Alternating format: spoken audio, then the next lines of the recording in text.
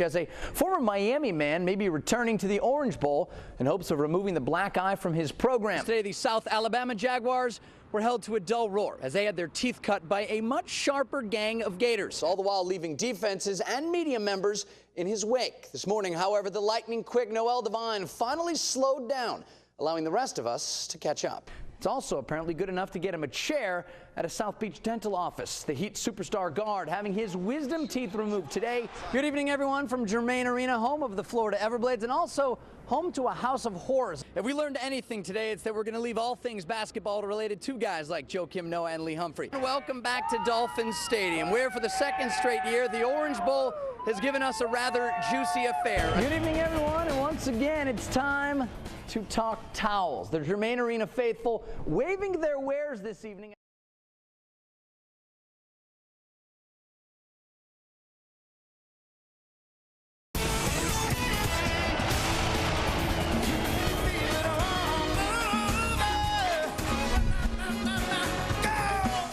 Good evening, everyone. Former Gator great Emmitt Smith still pretty light on his feet as he scores big on ABC's Dancing with the Stars. Tonight, the FGCU men also taking the dance floor as the Eagles partner up with D1 Drexel, the first step in someday qualifying for the big dance. Tonight tips off FGCU's final season of D2 play. Junior Rob Quaintance with some nice moves of his own to shake the D. He hits the baseline J. Eagles, though, down 22 at half. Now, next season, they'll join the Atlantic Sun Conference in D1, where they can expect a steady diet of this.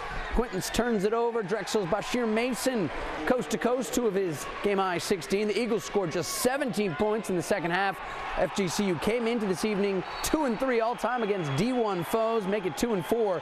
The Eagles get their wings clipped by the Dragons, 73-37 is your final. Elsewhere now, as today, What Have You Done For Me Lately meets What Can Brown Do For You, as the Florida Marlins are going to be UPSing Joe Girardi quite the severance package. Not exactly sure if Girardi left a forwarding address when he cleaned out his South Florida office in September. However, the Marlins are going to need to find some way to send him his Manager of the Year trophy. Today, Girardi earns the honor despite actually being cut loose by the Fish following his only year with the club and keeping a young school of players in playoff contention deep into September. The 42-year-old Girardi beats out Met manager Willie Randolph for the top trophy.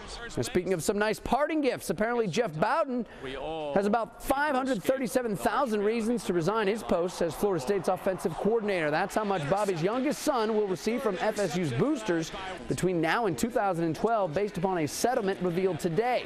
Bowden's resignation is effective on November 26th, one day after the Seminoles season finale against arch-rival Florida. Speaking of the Gators, UF now with just one game left before their Sunshine State showdown in Tallahassee on Saturday. Urban Meyer's men will host Western Carolina, the 1AA Catamounts, hardly the sharpest of competitors, coming in on the pause of an 8-game losing streak.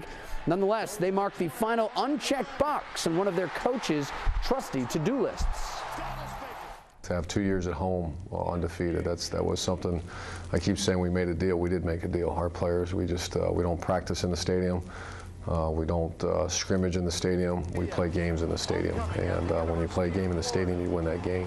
And our guys have done a very nice job with that. And the final step in completing that job will come in just 3 days. All that remains on the work order is Western Carolina. Kickoff from the Swamp season finale set for high noon on Saturday. The Gators, of course, one of many pigskin programs hoping to do what opposing defenses seemingly cannot. Wrap up Noel Devine, North Fort Myers stud senior, already regarded as one of the top tailbacks in the nation. Today, the Army gives him even more ammo. The Red Knight runner, now a candidate for the coveted U.S. Army Player of the Year award. Devine, one of 16 prep players from across America, still in the running for high school football's highest honor. Past winners feature Florida State star Lorenzo Booker and Florida Gator QB Chris Leak. Finally this evening, a couple of rather well-known truckers making a pit stop in Naples this afternoon.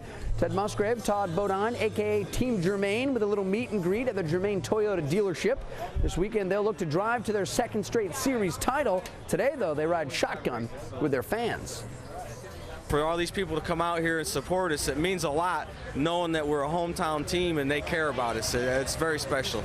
It's an awesome feeling to come back and see all the lines and people, and they bring back a lot of memories too, where they bring in memorabilia from years past and talk about old times, talk about new times, but at least we're all having a good time.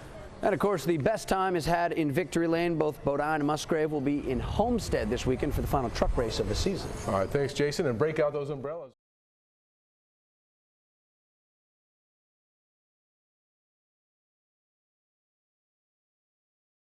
One day I was just getting out of the shower, and I was drying myself off, and I found a lump, and I was like, that's not good. While most high school students spend their summers taking it easy, Justin Miners spent his taking on cancer. Well, it's basically what Lance Armstrong has, testicular cancer. What happened? I had to get an operation. I had to get my left testicle taken out because it was cancer filled.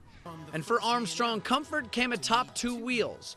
Miners, though, began spinning his own 2 legs, going out for the Palmetto Ridge cross-country team less than 2 months after going under the knife. I mean, I was stuck in the house for 4 weeks recovering, and I was like, I gotta get out there, I gotta train, I gotta do something. So I just started coming to these practices. Next thing you know, I was on the team. He's not our #1 runner, but he provides inspiration to our #1 runners, both boys and girls. And it's just great to have a kid who, without trying and without wearing it on his shirt and bragging to everybody, I beat cancer, he doesn't do that. He just does what he's supposed to do every day. He works as hard as he can. My passion, like I want to beat this race. I want to do good in this race. I want to, it just helps that trying to finish the race more. Justin, you've overcome cancer. A 3.1 mile race, that's nothing. Justin is new to cross country, but he's not new to competition. Yes! Yes! We just had a meet actually a while ago, and he ran all the way, and he looked like he was gonna pass out, but he kept on going. And so Justin will keep going, 1 foot in front of the other, knowing that the path in front will never be as challenging as the uphill climb he's already conquered.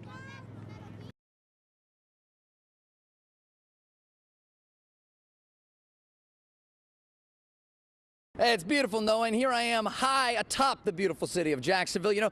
Jacksonville, a bit of a sleepy city today. Not a single game going on. All 4 teams that won yesterday, including Florida, will play tomorrow. Now, those 4 winning teams held closed-door practices today, but while all the arena and all the basketball operations were shut down, that left the rest of the city wide open for us.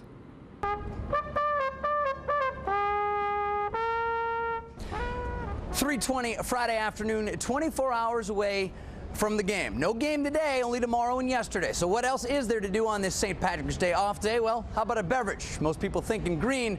I think blue and orange. Barkeep, fix me up a Gator cocktail. Looks good, but actually, I'm still on the clock.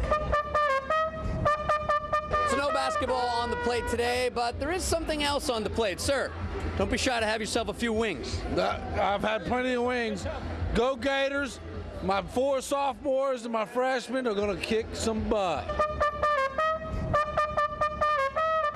On Thursday, Florida's Joakim Noah took advantage of much smaller competition. He'll try to do the same thing tomorrow against the University of Milwaukee, Wisconsin. Gator fans hoping he's going to have a little more success than I did. And if the inside game's not your speed, the Gators have been awful good from deep as well. On Thursday against South Alabama, Lee Humphrey set a record with 6 3-pointers. That's a Gator high for an NCAA tournament game. Ooh. Guess we're going to have to leave that one to the Gators as well.